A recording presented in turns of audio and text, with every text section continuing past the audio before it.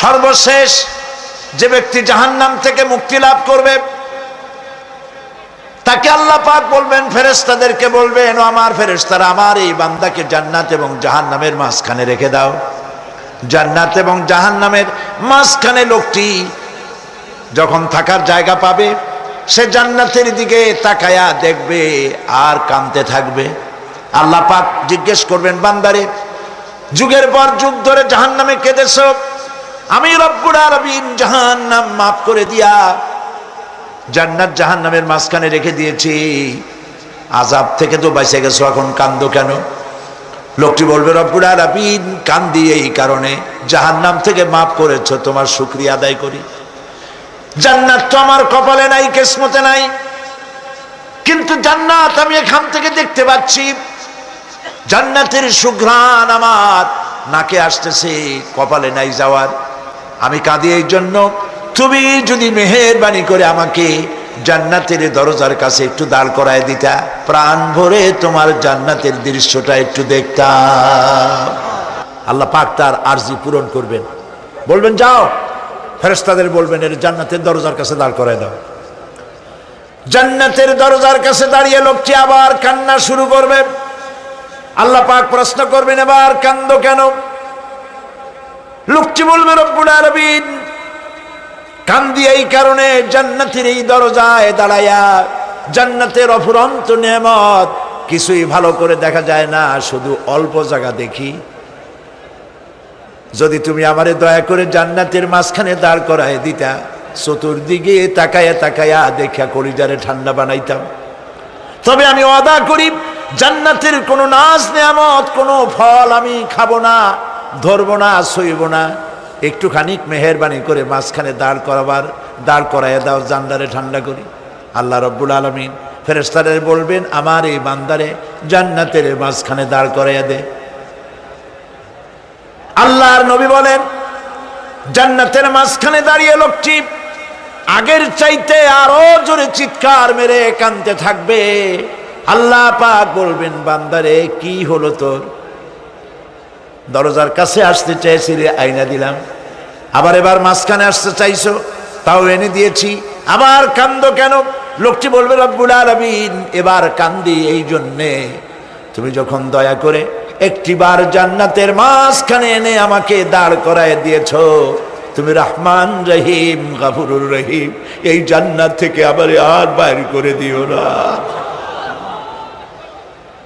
আল্লাহ রাব্বুল আলামিন বলবেন, ও আমার বান্দারে, আমার এই জান্নাত তোর খুব পছন্দ হয়েছে নাকি?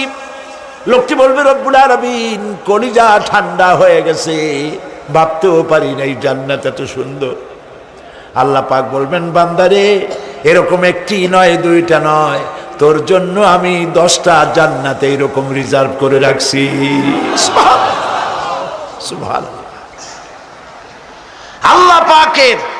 আল্লাহ পাককে ভয় করে পৃথিবীর সমস্ত পাপ থেকে যারা নিজেকে রক্ষা করবে, আল্লাহ তাদের জন্য এই জান্নাত রেখে দিয়েছেন। সুবহানাল্লাহ।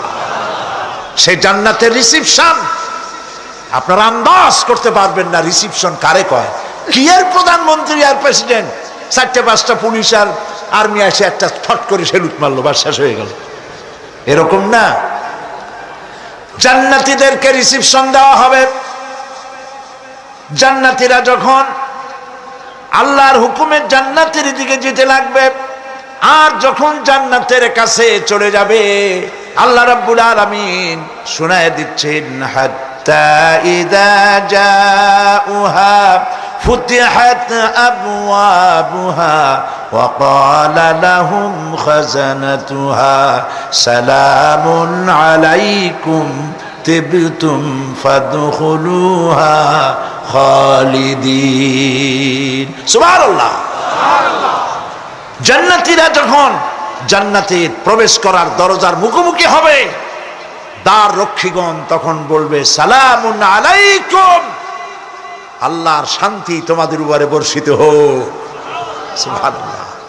দুনিয়ার টাটকা টাটকা সুখগুলি 2 পা দিয়ে ঠেলে দিয়েছো, টাটকা সুখগুলি গ্রহণ করো নাই, হারাম খাও নাই, আল্লাহর দ্বীন কায়েমের জন্য রক্ত দিয়েছো, জীবন দিয়েছো, কষ্ট করেছো, আল্লাহকে ভয় করেছো, আমাদের সালাম গ্রহণ করো, জান্নাতের মধ্যে ঢুকে যাও চিরকালের জন্য। সুবহানাল্লাহ। আর বাইর হওয়া লাগবে না, চিরকাল এই জান্নাতের মধ্যে তোমরা বসবাস করতে পারবে, আল্লাহ রাব্বুল আলামিনের ফেরেশতারা বলে দিবেন। জান্নাতের মধ্যে আল্লাহ পাক হুরদের সঙ্গে জান্নাতীদের বিয়ের ব্যবস্থা করে দিবেন। কোরআনে কারিমে আল্লাহ পাক বলেন, মুত্তাকিইনা আলা সুরুজিম মাসফুফাতিন ওয়া যাওয়াজনাহুম বিহুরিন ঈন। সামনাসামনি ভাবে সাজানো সারি সারি আসন সমূহের উপর তারা ঠেস লাগায় বসে থাকবে, আর আল্লাহ রাব্বুল আলামিন হুরদের সাথে জান্নাতীদের বিয়ের ব্যবস্থা করে দিবেন। যেসব হুরের সঙ্গে বিয়ে হবে তাদের আল্লাহ পাক বিবরণ দিচ্ছেন কি রকম হবে তারা। লাম ইয়াতমিসহুন্না ইনসুন ওয়ালা জান। এর পূর্বে জিন এবং ইনসান এদেরকে কেউ স্পর্শ করে নাই। কি রকম তারা? কাআন্নাহুন্নাল ইয়াকুতু ওয়াল মারজান। যেমন ঝিনুকের ভিতরে মণিমুক্তা থাকে, এইভাবে আল্লাহ পাক তাদেরকে পবিত্র করে রেখে দিয়েছেন। আমার প্রিয় ভাইরা, আল্লাহ রাব্বুল আলামিন কোরআনে কারীমের ভিতরে বলেছেন, ফাবিআইয়ি আলা'i রাব্বিকুমা তুকাযযিবান। জান্নাত দান করে আল্লাহ পাক এবার জান্নাতীদেরকে সম্বোধন করে বলবেন, ইয়া ইবাদি লা খাউফুন আলাইকুমুল ইয়াওমা ওয়ালা আনতুম তাহজানুন। হে আমার বান্দারা, লা খাউফুন আলাইকুমুল ইয়াওম, আজ আর কোনো ভয় নাই। সুবহানাল্লাহ, সুবহানাল্লাহ। আজ আর কোনো ভয় নাই, কোনো চিন্তাও নাই, আরামে এই জান্নাতের মধ্যে বসবাস করো। এরপরে আল্লাহ পাক জিজ্ঞেস করবেন, ও আমার জান্নাতীরা, আমি যেসব ওয়াদা করছিলাম আমার ওয়াদা মোতাবেক সমস্ত নিয়ামত পেয়েছো? তারা বলবে, হ্যাঁ পেয়েছি, সব নিয়ামত আপনার ওয়াদা মোতাবেক সব পেয়েছি। আল্লাহ রাব্বুল আলামিন বলবেন, সব পাও নাই, ওয়ালাদাইনা মাজিদ, আমার কাছে আরো বেশি আছে। সুবহানাল্লাহ, আমার কাছে আরো বেশি আছে। জান্নাতীরা বুঝবে না সে আরো বেশিটা কি, এর থেকে আর বেশি কি। প্রিয় ভাই সব, নবী করিম সাল্লাল্লাহু আলাইহি সাল্লাম বলেছেন, জান্নাতের সুখ আর শান্তি কোন চোখ নাই যা দেখেছে, যা কোন অন্তঃকরণ নাই যা কল্পনা করতে পেরেছে। এই জান্নাত মুত্তাকিদের জন্য আল্লাহ রাখছেন। সুবহানাল্লাহ। জান্নাতীরা ভাবতেও পারবে না সেই নিয়ামতগুলি কি। প্রিয় ভাই সব, সেই মুহূর্তে আল্লাহর নবী মুহাম্মদুর রাসূলুল্লাহ সাল্লাল্লাহু আলাইহি ওয়াসাল্লাম বলবেন, রব্বুল আলামিন, আমার উম্মতেরা জান্নাতীরা বুঝতে পারে নাই আপনার কাছে কি নিয়ামত আরো বেশি আছে। আমার এই উম্মতেরা জান্নাতীরা আপনার ওয়াদা মোতাবেক সব পেয়েছে, কিন্তু একটি জিনিস এখনো তাদের কিসমতে হয় নাই।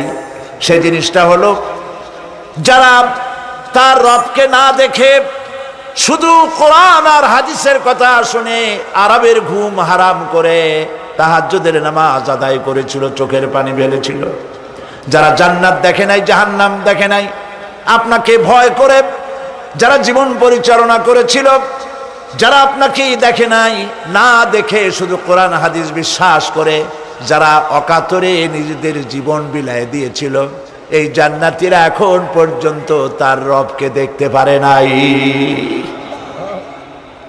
আল্লাহ রাব্বুল আলামিন তার সামনে থেকে ৭০,০০০ পর্দা সরে যাবে।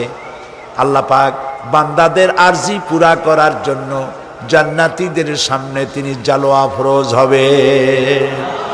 কোরআন শরীফের ভিতরে আল্লাহ পাক বলেন, জান্নাতীরা তারা আল্লাহর দিকে, জান্নাতীরা তার রবের দিকে তাকিয়ে থাকবে, আর রব তার বান্দাদের দিকে তাকায়া থাকবে।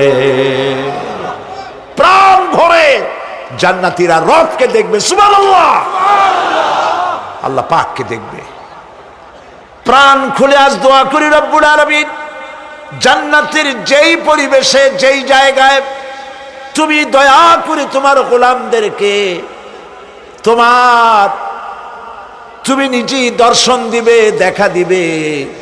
মনিব গো, ও আমাদের রব, আজ এই বিশাল জনসমুদ্র নিয়ে তোমার দরবারে আবেগ ভরা কণ্ঠে বলি, যেই অনুষ্ঠানটি তুমি এমন মুবারক অনুষ্ঠান করবে যেখানে তুমি জান্নাতীদেরকে দেখা দিবে, ওই জান্নাতের কোনো একটি, ওই অনুষ্ঠানের কোনো একটি কোনায় কানায় আমাদেরকেও দাঁড় করাইয়া দেখার তৌফিক। প্রিয় ভাই সব, আল্লাহ রাব্বুল আলামিন মানুষের সামনে এত সব নিয়ামত রেখেছেন, এই জান্নাত দান করবেন।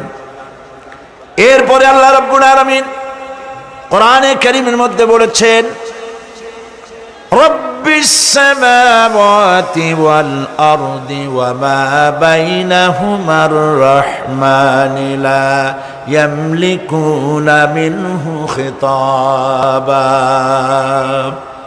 এসব পুরস্কার রয়েছে তোমাদের সেই রবের পক্ষ থেকে যিনি আকাশ আর জমিনের মালিক। সুবহানাল্লাহ বলবেন না? যার সামনে কথা বলার ক্ষমতা কারো হবে না। এটি একটি মারাত্মক কথা।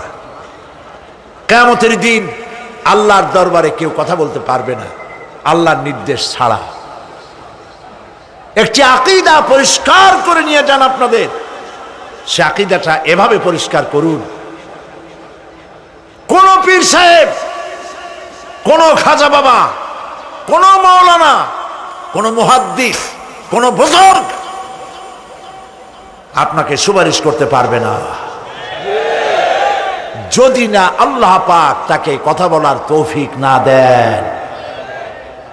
মনে থাকবে এটা। আয়াতুল কুরসির ভিতরে আমরা পড়ি, মান যাল্লাযী ইয়াশফাউ ইনদাহু ইল্লা বিইজনিহি। আল্লাহ পাক বলেছেন কিয়ামতের দিন আল্লাহর দরবারে কার সাহস আছে কথা বলতে পারে?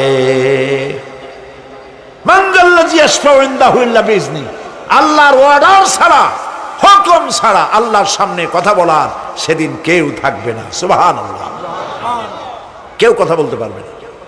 সুপারিশ করতে হবে আল্লাহ যারে বলেন তুমি করো, অমুকের জন্য করো, সেই ব্যক্তি শুধু তার জন্যই করতে পারবে, আর কেউ কথা বলতে পারবে না। সেই কঠিন হাসরের ময়দান, যেদিন শুধুমাত্র আল্লাহ পাক কথা বলবেন, আর যারে বলতে বলবেন সেই কেবলমাত্র বলতে পারবে। সুপারিশ এটি আল্লাহ পাক কিয়ামতে পারমিশন দিলে বলা যাবে। হযরত ইব্রাহিম আলাইহিস সালাম কিয়ামতের দিন তার নিজের পিতা সম্পর্কে সুপারিশ করবেন, রব্বুল আলামিন আমার আব্বার জন্য সুপারিশ করতেছি, মেহেরবানি করে জাহান্নাম থেকে তারে আপনি রক্ষা করুন। আল্লাহ রব্বুল আলামিন বলবেন, ইব্রাহিম তোমার সুপারিশ মঞ্জুর হবে না। প্রিয় ভাই সব, একটু মাথা খাটান, চিন্তা করেন। উলুল আযম পয়গম্বর, জাতির পিতা। কে জাতির পিতা? চিল্লায় বলুন, কলিজা সাফ করে ফেলুন। মুসলমানদের জাতির পিতা হাফিজ হাবিব কেউ হতে পারে না।